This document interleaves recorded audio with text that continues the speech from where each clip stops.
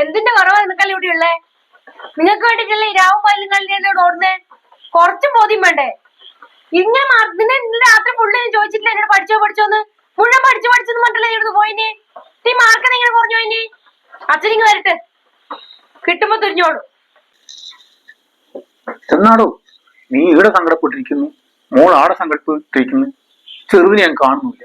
ചെറു നല്ല മോളായിട്ട് ഇത് പഠിക്കുന്നുണ്ട്. നിങ്ങളെ മോളതാ കൊട്ടക്കണക്കിന് മാർക്ക് മേടിച്ചു വന്നിരുന്നിട്ട് പരീക്ഷയൊക്കെ തോറ്റാ? ചെന്ന് ചോദിച്ചു നോക്ക്. ഇന്നലെ അവള് അവിടെ പഠിക്കുന്നവരെ കണ്ടിട്ടില്ല. കണ്ടതല്ലേ ഉള്ളൂ, പഠിക്കാനല്ലേ മാർക്ക് കിട്ടുള്ളൂ. ഇതൊരു 6 മാർക്കിന്റെ പ്രശ്നമല്ലേ ഉള്ളൂ.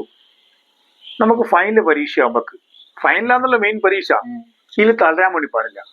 അച്ഛനിൽ എത്ര അക്കൊല്ല പരീക്ഷന്റെ ഇത് അരക്കൊല്ല പരീക്ഷക്ക് എല്ലാം വളരെ മാർക്ക് കുറവായിരിക്കും. ഫൈനൽ പരീക്ഷക്ക് ഒരൊറ്റ മൂലിയുണ്ട്. നമ്മൾ ഒന്നുമില്ല, മനസ്സിരുത്തി പഠിക്കുക. അച്ഛൻ്റെ ബുക്ക് ഇപ്പൊ നോക്കിയാൽ അറിയാം, സൂക്ഷിച്ചു വെച്ചിട്ടുണ്ട്. അച്ഛനെ പെട്ടി ഇപ്പം ഇടക്കിടക്ക് നോക്കുന്നില്ലേ?